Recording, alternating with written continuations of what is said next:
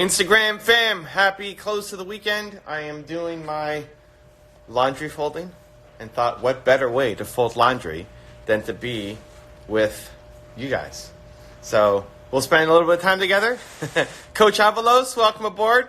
Going to fold some laundry, answer your questions, and celebrate the close of the weekend together. So let me know what you got. Pop it down in the comments below, and I'll do my best to bring some value. Sunday is my family admin day, so it's when I'm always doing this family admin day, right? Family admin, so cleaning up the condo, folding laundry. I got my book, Fueled by Design. I love it. I love it. Listen, if you buy the book, so if you take a picture, post it, right? Take a picture of your favorite section of the book. Take a picture of what you learned. Take a picture of you in the book, whatever you're doing. Post it in your stories. Post it in your feed, and tag me, and I'll share it. Right? It's the easiest way to hack. It's such an easy way to hack somebody's audience. Whenever an author is in promotion mode, right? They just launched something. Buy the thing, take a picture, post it, and for authors who don't sell shout-outs, now you suddenly get access to their audience, right? It's such an easy way. Such an easy way to hack somebody's audience. I don't know why more people don't do it. Anyway, so do it against my audience, and I'll promote you. Will do. I love it. I love it. So happy Sunday, guys. I'm folding laundry, answering your questions. Let me know what you got. Pop it down below. Step one in my folded laundry is I sort. So actually, I don't usually do this, but I'm in the sorting kind of mood. So I'm just going to sort the different, T-shirts and socks and whatever, and then I'm going to fold it right after. Anyway, Michael, any suggestions on how to create a habit that's important to you? Well, if it was really that important to you, you wouldn't need as much work. So that's step one, actually, is figuring out how to actually make it more important to you. It's just kind of important to you right now. That's the problem. Most of the habits that you want, you kind of just want. You don't actually want. They're not important enough. So what's the big why? Why? Like, why? Why does it matter so much? Why does it matter so much? Why does this habit you say is important that's not actually important enough for you to stick to it? Why is it actually really important? What's the leverage you need to get on yourself? It's really important, right? I think about my friend Mark Drager, who lost a whole bunch of weight recently, 50 pounds or something. I don't know what it was. He wanted to meet his grandkids. He knew that at the rate that he was going, he wasn't going to meet his grandkids. And so, or was it meet his grandkids or walking down the aisle, either one, whatever. So as much as you know that it's unhealthy to be overweight and all the impact it's going to have, and it's just a mental exercise, right? Until he actually felt it, he didn't make the change. Suddenly he felt it, and boom, he's making the change. So you say it's important to you, but it's actually not that important to you. That's the problem. That's the leverage you need to get on yourself. So why does this new habit that you want to create, why is it actually that important to you? That's what you need to start figuring out. What else? Murli Cycles in the house. Welcome aboard, Marley. Great to have you. How are you? Sin? I'm great. Thank you. Today seemed to just kind of fly by. Yeah, I don't know. It just seemed to fly by, which I guess it's a good sign, right? It's a sign that you're having fun. But how are you? How to stop overthinking when you wish to start something. Self-doubt stops me from achieving. So the best thing you can do, this isn't you, this is everybody. Most people are overthinkers. We tell ourselves that we need to be prepared, and we tell ourselves that we need to do our research, and we tell ourselves we need to find all the different possible outcomes, but really we're just afraid, right? You're just afraid. And so the first step is actually catching the fear. Catching that you're afraid, because you're going to find really smart reasons why you're procrastinating, right? That's the problem. You're going to find really smart reasons why you're procrastinating. But then what you need to tell yourself is, no, I'm just afraid. I'm just afraid. And then the immediate follow-up is, I do scary things. I used to do this. I used to do the following. I used to tell myself that if I don't do this, I'm going to regret it. That's how I used to make those decisions, is knowing that this thing that's in front of me, I'm afraid of it, And I would build it up to be this giant thing, that this huge opportunity in front of me right now, this is the thing that if I don't do it, if I don't take this opportunity, if I don't say yes, if I don't start right now, I'm going to regret it my whole life. Like, this is going to be the move that breaks everything open for me. That used to be how I geared myself into action. So it's not about being fearless. It was about having a greater fear, right? That the fear of not following through and living my entire life in regret was so big. I made it so big on purpose that then it pushed me through whatever immediate fear was in front of me. But I haven't done that in the past couple of years. Instead, I've taken a new approach, which I actually find to be way more effective. And that's this. As soon as you get an idea, you do something about it. Teach yourself that the ideas that you have are genius. Because you're a genius. So if you're a genius, the ideas that come to you are also genius. And they deserve to be brought into the world. And so your list of ideas is never going to get shorter, right? Your list of ideas is only going to grow because you're a genius. You're creative. You don't just have one idea in you. And that list is just going to keep getting bigger and bigger and bigger and bigger and bigger until you know what? Until you do something about it. And so I haven't used that regret filter for a long time because as soon as I get an idea for something, I've just taught myself that, oh, I got an idea. That means I have to do something. Some small step, right? Don't make it some big, giant, impossible thing that now you need VC funding for. Some small step to just get you started. That's what I love doing. It's changed my world. I am resound. This is a defining moment for all of us to be refined. To be refined and to define what we're choosing to contribute, we must bring the gifts into the light. Yeah. Evan Holiday in the house. Evan, you got a great name, my guy. Appreciate you. Yeah, this is a great time to reflect and analyze and be a leader. Be a leader. Everybody's freaking out, right? Everybody's freaking out. You have to choose. It's a choice not to freak out. It's a choice to be a leader. It's a choice to be the calm for the people around you, right? And part of that means not being as surrounded by the chaos, right? Like, stop checking the news every 5 seconds to see how many other people died today, right? I mean, if you're only in chaos and you have no time for calm and peace and quiet and reflection, then you won't be the leader and you'll succumb to the chaos. And that's paralyzing because when you're just consuming chaos, you're not creating anything. And all the great things in the world come from creating. So what are you creating? This is definitely your chance to be a leader. Definitely a chance. I'm pumped for you. How do you deal with that little voice in your head saying you can't do it? Just immediate action. I don't allow time for that voice to kick in. That's the problem, right?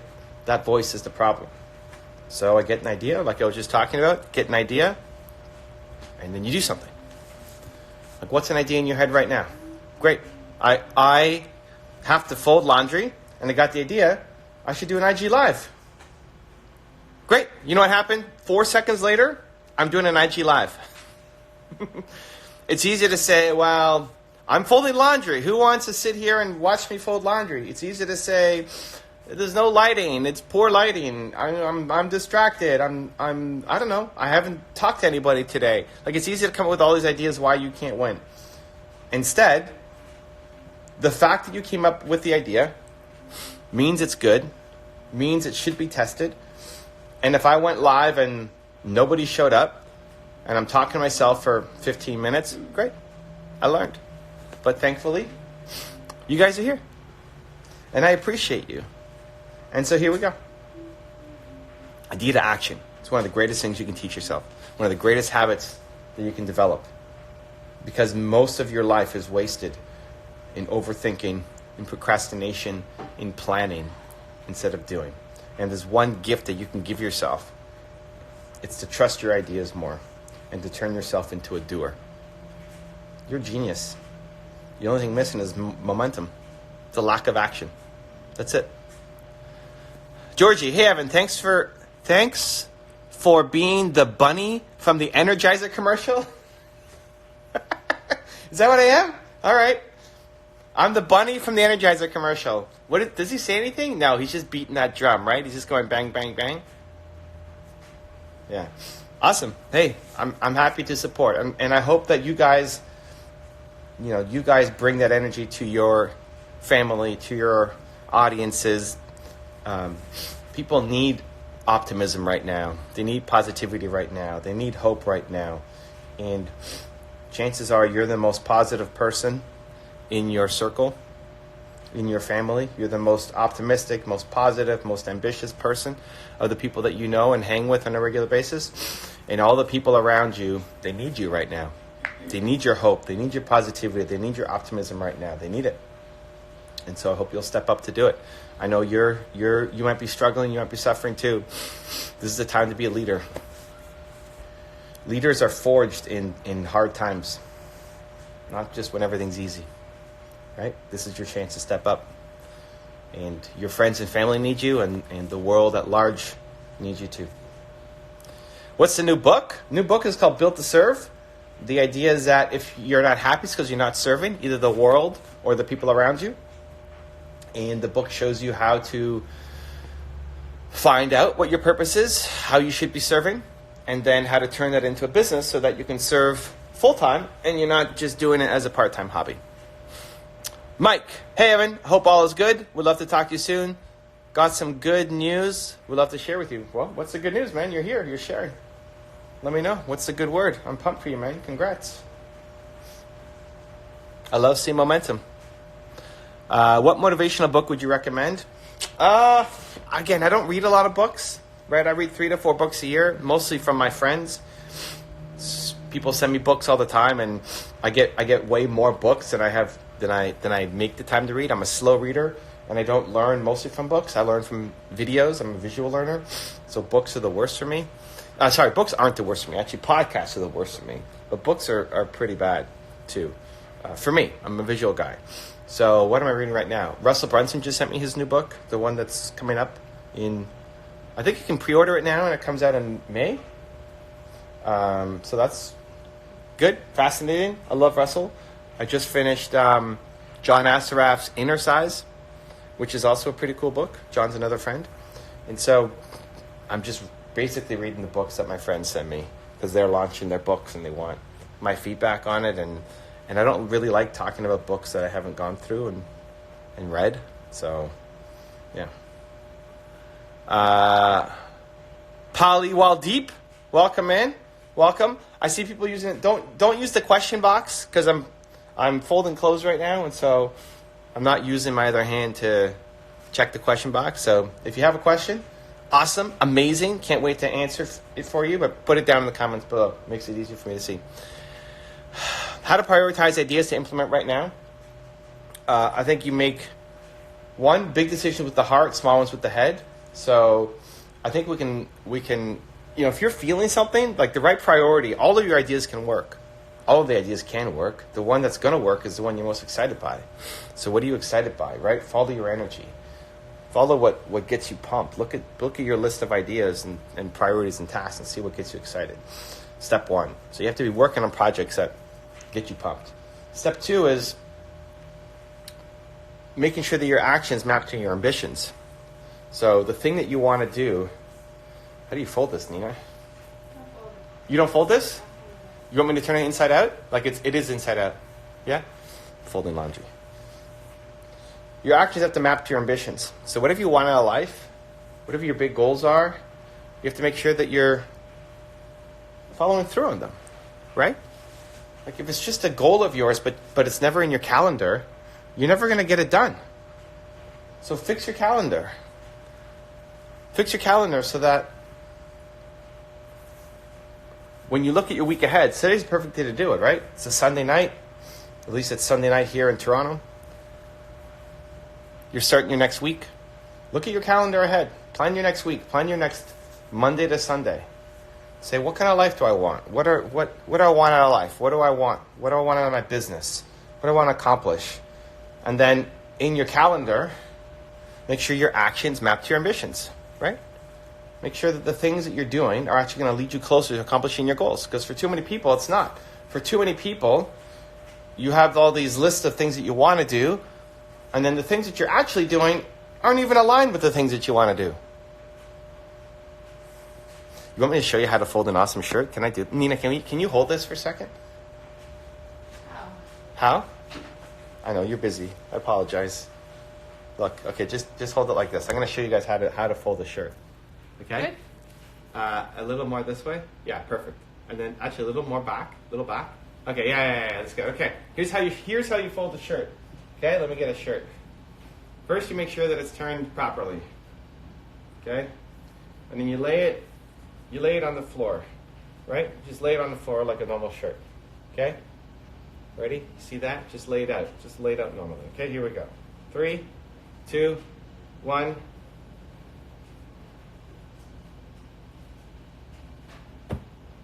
Boom! Perfect shirt. Every time. I guess they can't really see it. Anyway, that's how you fold a shirt. Look at that. Perfect folded shirt. Every time. All right. Good. What else do we got? Put your questions below, and we'll go through them. Great day start? Yeah. I hope you have a great day start. I hope you have a great week start. Hope you have a great day start. Hope that the things that you're doing today, tomorrow, next week, all matter. That you prioritize it. That it's helping you get closer to your goals. That this week counts, right? Like, it's a great question to ask yourself. A Sunday night, ask yourself this question. What do I need to do next week to make it count? What do I need to do next week? Next week, starting tomorrow. So that by this time next Sunday, I'll have felt that this week counted. This week meant something. This week was valuable. This week I made progress on moving my goals forward.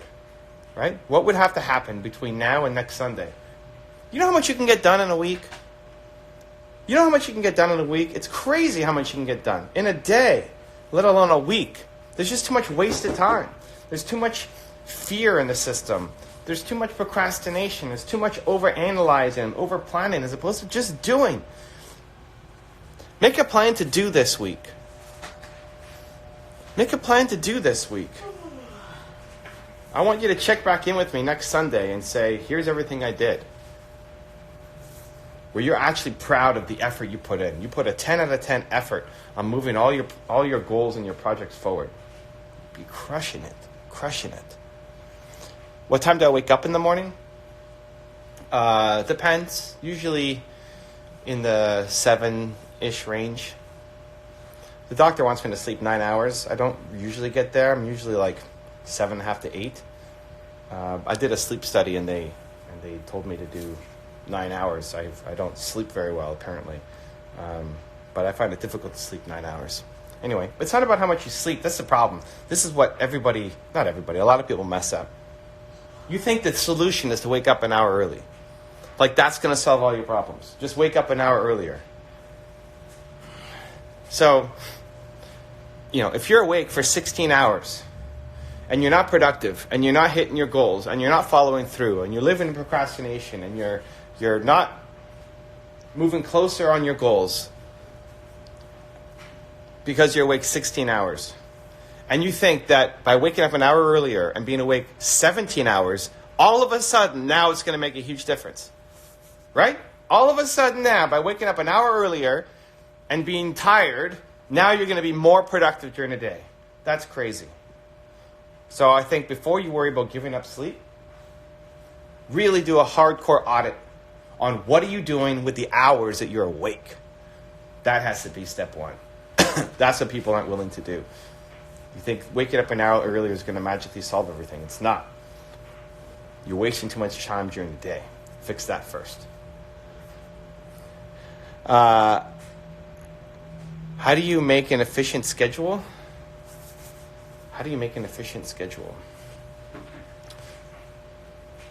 One, like I was talking about before, you map your actions to your ambitions. So you say, what do you want? Like, this is a great time to think about it. It's Sunday. Again, what do you want to happen next week? Where do you want to be next week? What are your goals? Personal, fitness goals, health goals, relationship goals, business goals. What are your goals for the next week? and then start working towards them. I would also be really careful with the word efficient, because at the beginning, you're not efficient. If you're creative, creativity is not efficiency. Creativity is messy. It's supposed to be messy. You can only get efficient once you've started figuring out a process. So if you were here 4 minutes earlier, I showed you how to fold a shirt, right? I can plow through these shirts really efficiently because I learned how to do it the Japanese style and fold it super quickly. So now I can get efficient. And you'll find that happens with your calendar is that once you start creating tons of efficiencies, you'll move really quickly. But here's what's going to happen. Here's what's going to happen. As soon as you get it max on efficiency in your calendar, you know what's going to happen? You're going to get bored. You're going to get bored of your calendar. You're going to get bored of doing the same thing every day. You've maximized the efficiency, but you know what now? Because the energy's not there, it's super efficient, but it's not effective anymore. It's not effective anymore. And so you have to adjust it. You have to tweak it. You got to change it. And then what's going to happen is it's going to get more effective, but then it's not going to be efficient anymore. And you start working on the efficiency again. And so it's going to constantly weave between those two things. And so I wouldn't worry about optimizing for efficiency necessarily. That's actually easier. When you're doing a bunch of stuff that's not efficient, but is effective, it's easier to then maximize and work on the efficiency. What's harder is to actually maximize the effectiveness so that it's actually working. You could be really efficient and move 0% closer to your goals this week. Are you effective? That's what matters more. Question from a filmmaker. All right. Awesome. I didn't see the question, though. Pop it again. Pop it below. How do you keep on track with your goals and not get bored? If you're getting bored, you got the wrong goals. I wouldn't worry about being on track with goals that are boring to me. Right? Fix your goals. You don't like your goals. That's the problem. This is where a lot of people also mess up. You say, well, I'll do whatever it takes. I'll do whatever it takes. But no, you won't. You're not going to do whatever it takes. You're going to get bored and you're going to stop. Or it's going to really get hard and you're going to stop. The thing that gets you going through it is you love the thing, right? You have goals that drive you, that looking at that goal is inspiring to you. Fix your goals. Dope. Thanks. You're welcome. How do you differentiate between efficient and being effective? So, effective means you get the job done. Efficient means you're getting the result quickly. Right? So, you could be effective and get something done, but it takes you 10 hours to do it. And then the more you practice, the more you use tools, the more you model success and look what other people are doing and just keep pounding on your craft, that 10 hours can get down to a lot less, right? If you look at making my videos, my YouTube videos, my first video took me 2 days to make of just filming, right? And now I can make up to 60 videos in one day. So that repetition leads to efficiency. But if I didn't want to be a YouTuber, if I didn't want to create videos, if I didn't want to have the skill of being able to communicate, then it's not effective for me reaching my goals. I might be really efficient at making videos quickly, but if that doesn't align with what I want to do anymore, then it's not effective. So efficiency comes down to how fast are you able to do something with the time and other resources that you have, right? Time is your most important resource, but also other resources, money, tools, people, equipment, awesome. But you always have to be paying attention to, is this effective? Is this actually helping me move where I want to move? Jessica in the house. Hey. Oh, Jesse, not Jessica. Sorry. Hey, Jesse, welcome aboard. Bewilderment. What was the one piece of advice that had the greatest impact on your life? My parents telling me that I'm Evan Chris Carmichael and I can do anything that I believe that I can. I always learned that in masonry school, practice on your work, speed will come later. Yeah. Speed is important. Efficiency is important, but nowhere near as important as being effective. This is the problem. People are looking to optimize something before they even know what they're doing. You can't prematurely optimize. It's going to be messy at the beginning. And because you don't want it to be messy, this is a big problem. Because you don't want it to be messy, a lot of people don't start. They just plan because it's messy and they don't do anything. But until you actually get out there and try it and test it and talk to customers and start building on it, nothing's ever going to happen. So don't worry about being efficient at the beginning. You're not supposed to be efficient at the beginning. Nobody's efficient at the beginning. You can only be efficient in things that you know. But when you're first starting out, you don't know. So you won't be efficient. It's like trying to learn a piano piece. You can be efficient at it the more you practice it, the more you memorize and get it down. But at the beginning, you're going really slowly. You're trying to read the music or listen by ear and try to figure it out. Creativity is messy, and you're creative. So embrace that and stop judging yourself for not being efficient at the beginning. It's supposed to take you a day to make a video. That's okay. It's great. Post. Move on. Next. Question from a filmmaker. Again, what's the question? This is the second time I see the question from a filmmaker without seeing the question. Innocentacide. Wow, I don't know. I probably butchered that name. I apologize. What must I do to fully focus? The biggest thing that helps focus is doing something that you're passionate about. The biggest problem for people who lack focus is they don't actually like the thing that they're doing. If you constantly get distracted by something else, we blame the distractions. We blame the lack of discipline. We blame the people interrupting us. But you've been fully engrossed and focused on stuff before. Why? Chances are because you loved it. So now it's figuring out how can you live in that zone a lot more. When I'm making video, even this, I'm talking to you guys. What else is? I don't know what else is happening. I'm folding my shirts. Here they are, folding my shirts. That's it. That's all that matters. Because I love this. This is great. For you, this might be the worst thing of all time, right? The idea of folding your laundry and doing an Instagram Live might be death to you. Awesome. Then it'd be really hard to focus.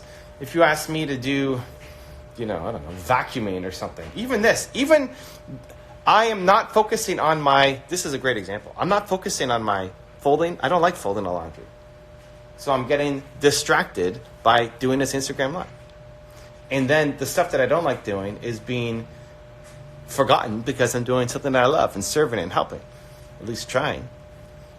So think about what you're getting distracted by. Chances are the thing that you are getting distracted by, that you could spend hours and hours and days doing, that's the thing you should be doing. You just got to figure out how to turn that into something that brings value to other people and can make you money too. Do you have a team that helps you with production? When did you start bringing on help? Yeah, we've got 20-something people on my team now. That's what I mean, we do 6 YouTube videos a day, right? Full-length videos, 15, 20-minute videos every single day on my channels. We got 12 channels or so. So, yeah, that's definitely a team effort. I couldn't do it all myself for sure. I started doing it once I started making money. So this is where you can pull different things from different people. For me, I don't like spending money till I'm making money. It really bothers me a lot.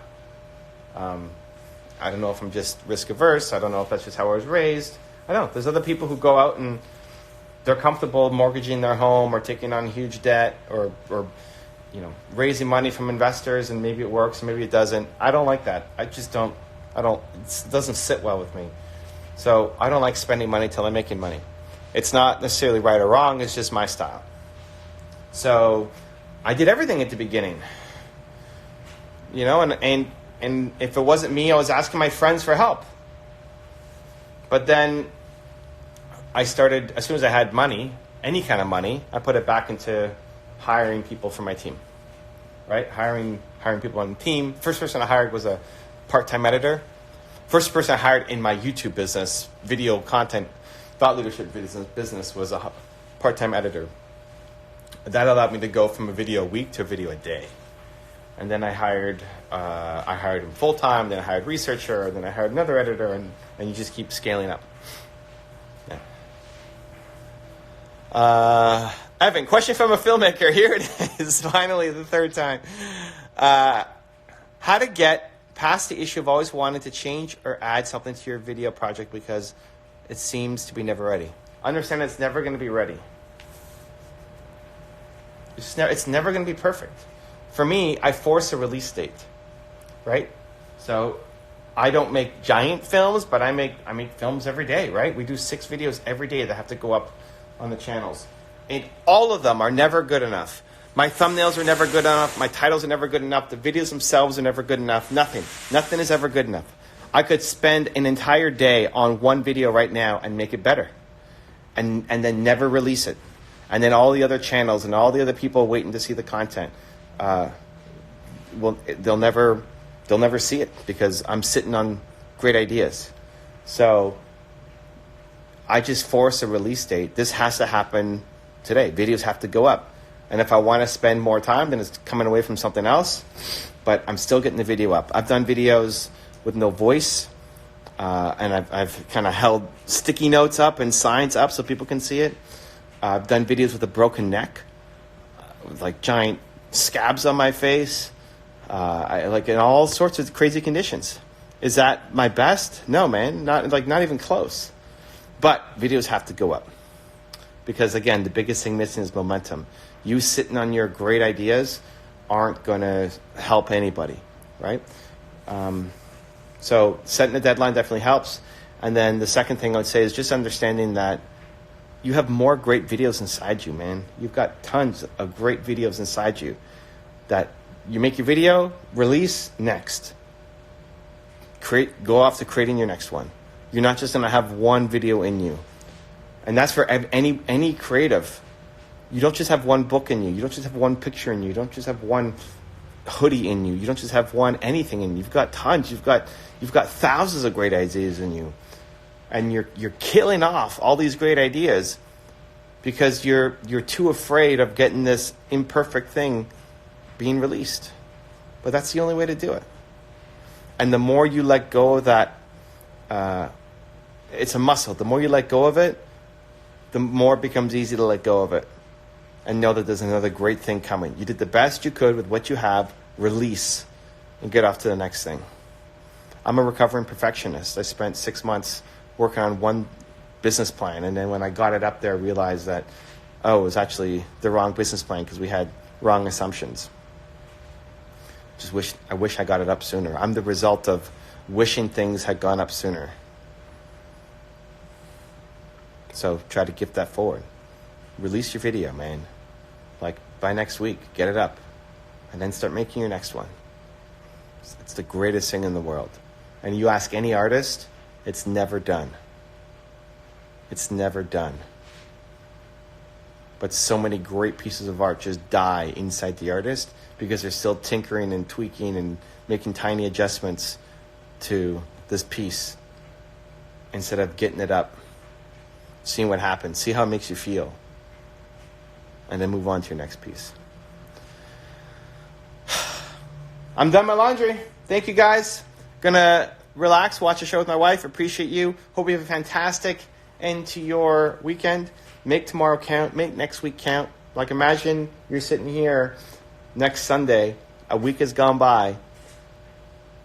What would have to happen for that week to be the greatest week of your life? You're in quarantine, probably. I'm here in quarantine in my place. What would have to happen?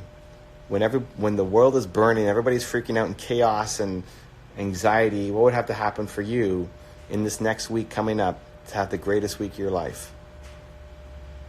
Personally, professionally, what do you need to do?